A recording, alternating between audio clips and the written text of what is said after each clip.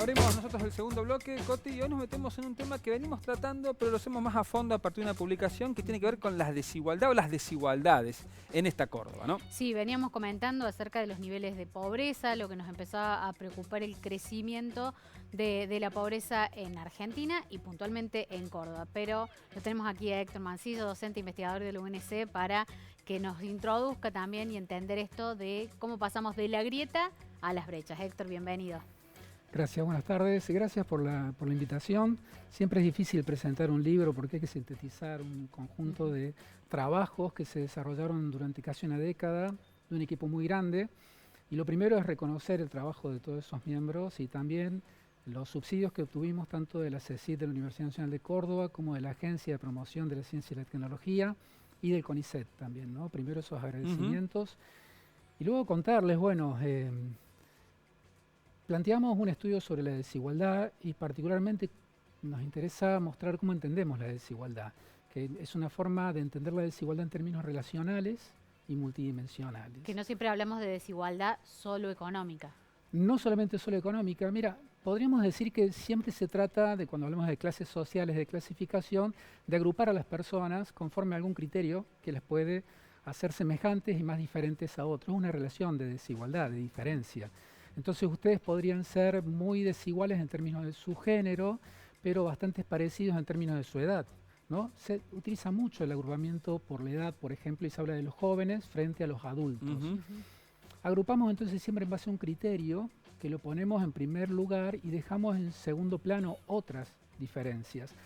Todos sabemos que los jóvenes son diferentes entre sí también, no es un grupo homogéneo, y hay diferencias que pueden ser económicas, diferencias culturales. Bueno, nosotros entendemos la desigualdad de una manera multidimensional como una desigualdad de clase social. Pero el punto es cómo construimos esa clase. Y entonces pensamos no solamente características que tienen que ver con la desigualdad económica, como el ingreso, como la inserción laboral, sino también desigualdades culturales en términos de las titulaciones, los niveles de estudio, pero también incorporamos allí el sexo, también incorporamos la edad. Entonces lo hacemos de una manera compleja.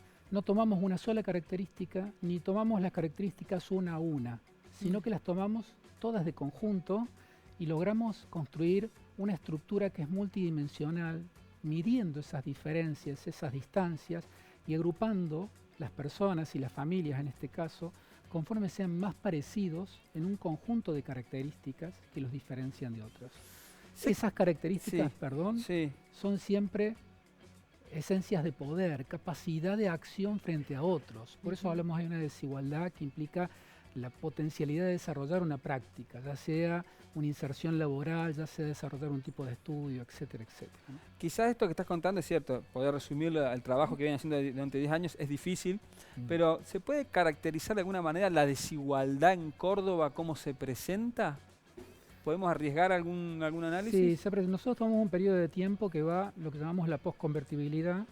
Tomamos a partir de un relevamiento de 2003, que es a partir luego de la crisis del 2001 y 2002. Allí vemos un espacio social que se configura con desigualdades más desdibujadas, si se quiere, con fronteras más borrosas entre los grupos sociales. Eso se va estabilizando y logramos ver en 2011 ya una estructura de clases sociales en Córdoba más claramente definidas. Esto es cuando, paradójicamente, cuando la estructura social se estabiliza, más claramente se ven las desigualdades.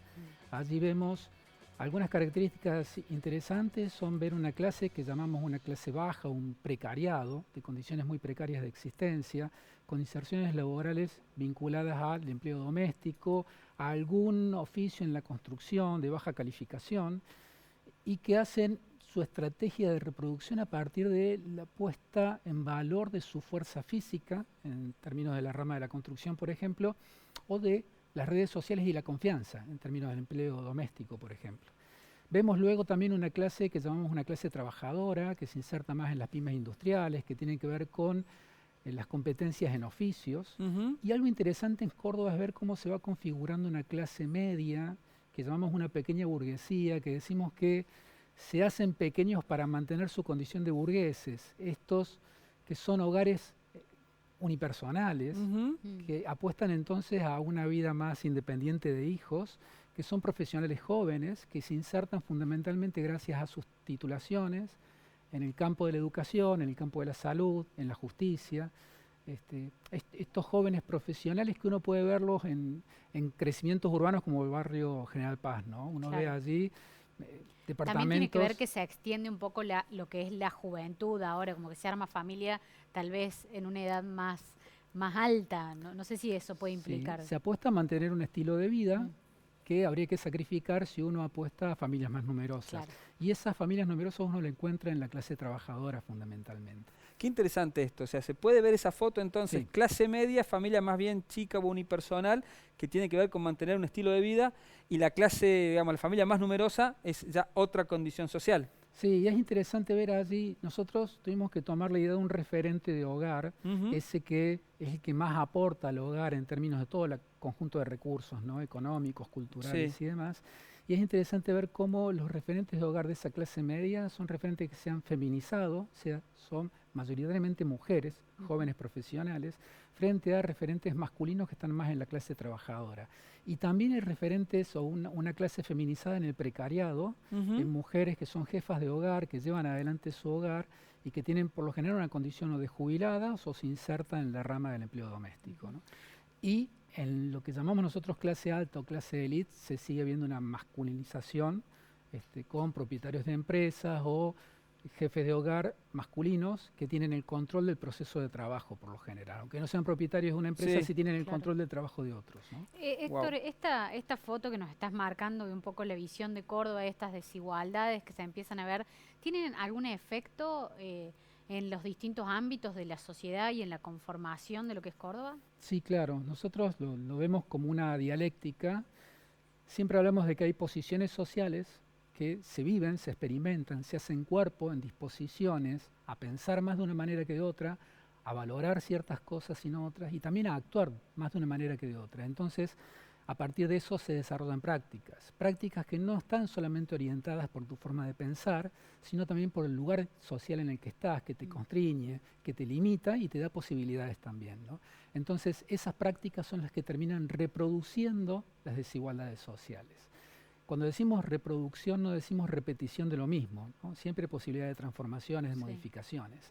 Pero como diría el autor que nosotros tomamos como punto de referencia, que es Pierre Bourdieu, siempre se hablaba de la gran transformación del mundo, de los cambios revolucionarios, el mundo está cambiando, y sin embargo, decía él, yo me levanto y todos los días veo que la pobreza está allí, y yo puedo ver que me toca el timbre la misma persona que viene a tratar de cortar el pasto a conseguir una changa, ¿no? Siempre la pobreza ahí está. Sí. Entonces hay algo que permanece, más allá de que hablemos de una transformación profunda de la sociedad, de las nuevas tecnologías o lo que sea, siempre hay una reproducción de estas desigualdades, ¿no?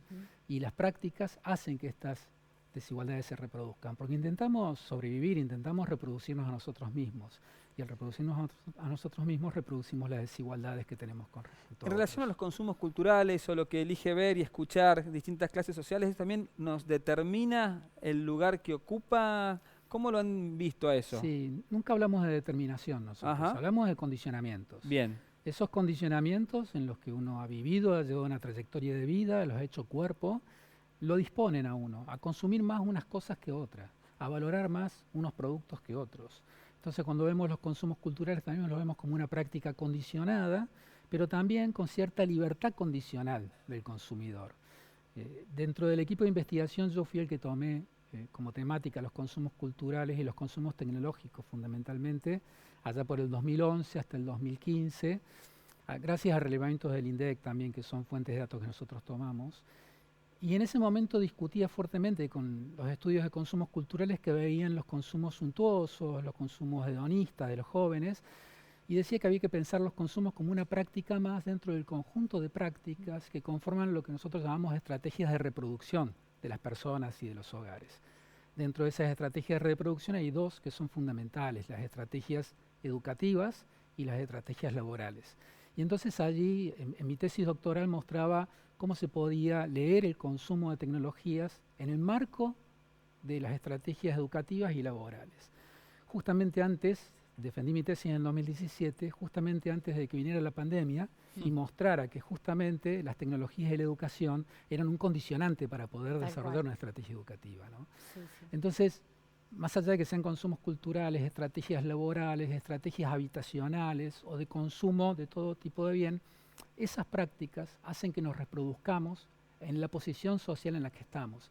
Intentamos siempre reproducir esos capitales, esos recursos que nos dan capacidad de acción, ¿no? Y lo intentamos reproducir siempre de manera ampliada, a veces con éxito, a veces sin tanto éxito. Y seguramente esas prácticas son desarrolladas desde posiciones que tienen algunas ventajas y algunas desventajas, ¿no? En la medida en que tengo mayor cantidad de recursos, puedo desarrollar mejor o más eficientemente mis estrategias de reproducción.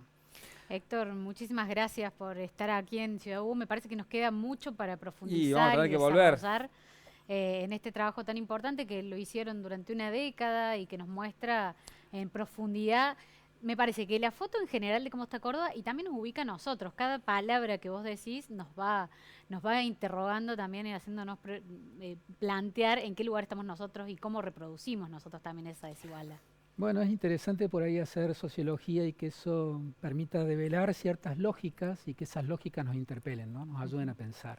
Yo quisiera agradecer Sí, también la apuesta que hace Dubin, la editorial bien, de la sí, Universidad claro. Nacional de Villa María, apostando por este tipo de publicaciones, ¿no? En eso valoramos mucho su esfuerzo.